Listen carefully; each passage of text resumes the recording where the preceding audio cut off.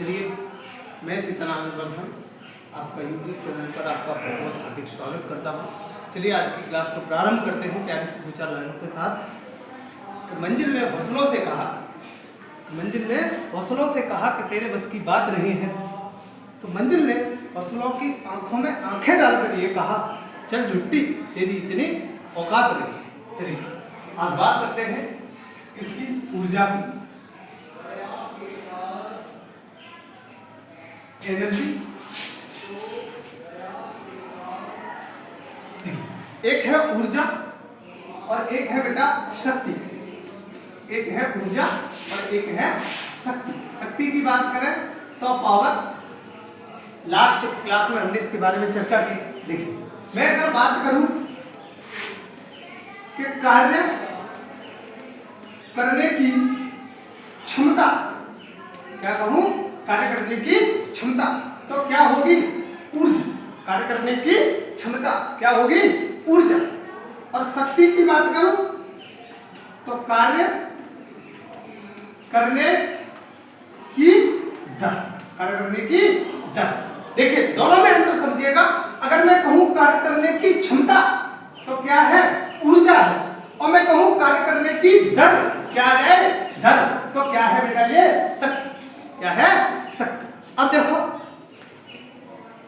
देखिए कार्य करने की क्षमता है, क्या कहलाती है? ऊर्जा। ऊर्जा के बारे में कल मैंने चर्चा की थी कि इसका मात्रक जूल होता है। एक मात्र मैंने इसका अर्ग भी बताया था। क्या बताया था? अर्ग। एक कैलोरी बराबर 4.186 जूल होते हैं। ये बहुत महत्वपूर्ण लाइन है। एक कैलोरी बराबर 4.186 जूल। अब देखिएगा, औद्योगिक स्तर पर, औद्योगिक स्तर पर, औद्योग का मतलब है व्यवसायिक रूप से, कैसे? व्यवसायिक रूप से ऊर्जा का मात्रक,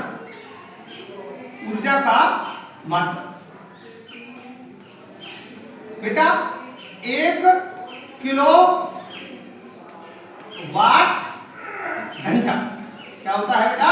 1 किलोवाट घंटा। जैसे आप क्या कहते हैं भैया?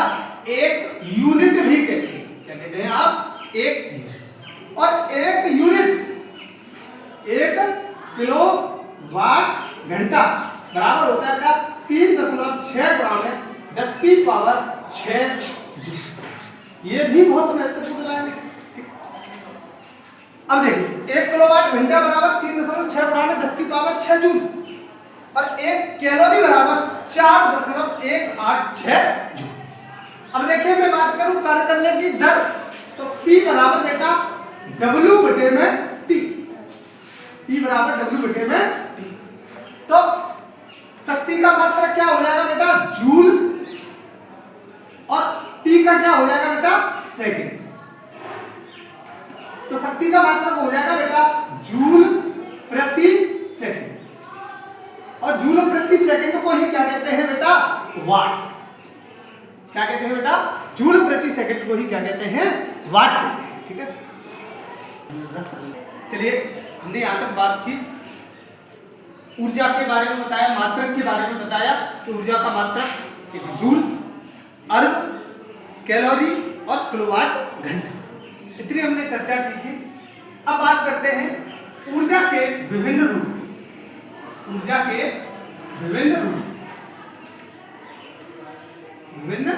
रूप देखिएगा।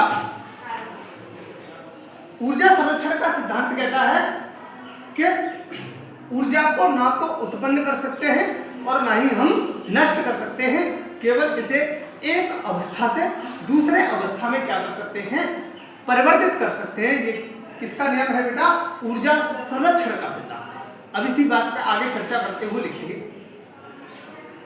कि ऊर्जा विभिन्न प्रकार की होती है। जैसे मैं बात करूं सौर ऊर्जा, प्रकाशिक ऊर्जा, रासायनिक ऊर्जा और यांत्रिक ऊर्जा। तो सबसे पहले मैं बात करता हूं बेटा यांत्रिक ऊर्जा की। यांत्रिक ऊर्जा, देखिए यांत्रिक ऊर्जा की मैं जब बात करूंगा तो देखिए गतिज ऊर्जा, गतिज ऊर्जा प्लस स्थितिज ऊर्जा, स्थितिज ऊर्जा, गतिज ऊर्जा प्लस स्थितिज ऊर्जा, दोनों के योग को, दोनों के योग को क्या कहते हैं बेटा? यांत्रिक ऊर्जा। मेरी बात समझने का प्रयास करिएगा। गतिज ऊर्जा तथा स्थितिज ऊर्जा किसी वस्तु में कार्य करने के लिए, किसी वस्तु में कार्य करने के लिए गतिज ऊर्जा तथा स्थितिज ऊर्जा के योग को, गतिज ऊर्जा तथा स्थितिज ऊर्जा के योग को क्या कहते हैं बेटा? यांत्रिक ऊर्जा। अब यांत्रिक ऊर्जा कितने प्रकार की बेटा? दो प्रकार की, एक गतिज ऊर्जा और एक स्थितिज। तो मैं बात करता हूं बेटा गतिज ऊर्जा। देखिए गतिज ऊर्जा की बात करूंगा तो किसी वस्तु में गति के कारण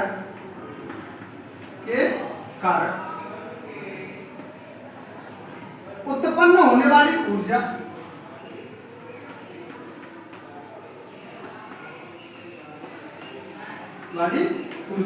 क्या कहलाती है बेटा? गतिज ऊर्जा। क्या कहलाती है? गतिज। अब देखिए इसके लिए व्यंजक प्राप्त करूंगा। क्या फॉर्मूला है गतिज ऊर्जा का? क्या व्यंजक है? अब देखिए मेरी बात देखिए, ये कोई n द्रव्यमान का कोई पिंड है जो ब्रह्मावस्था में है।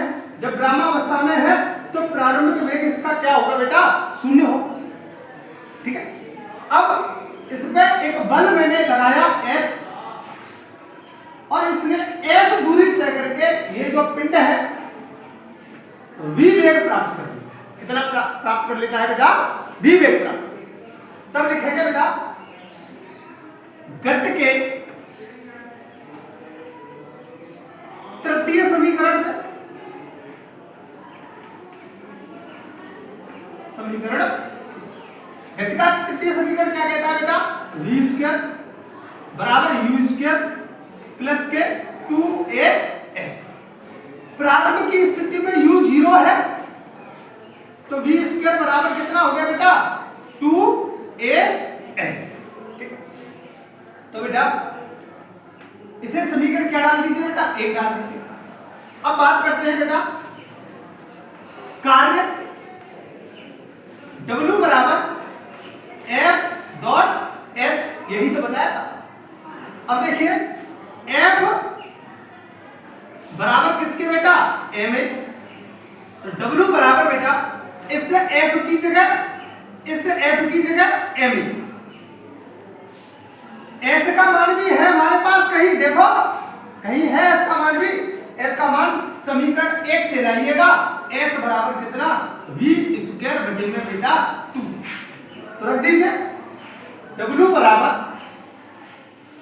m a into v square बटे में बेटा 2।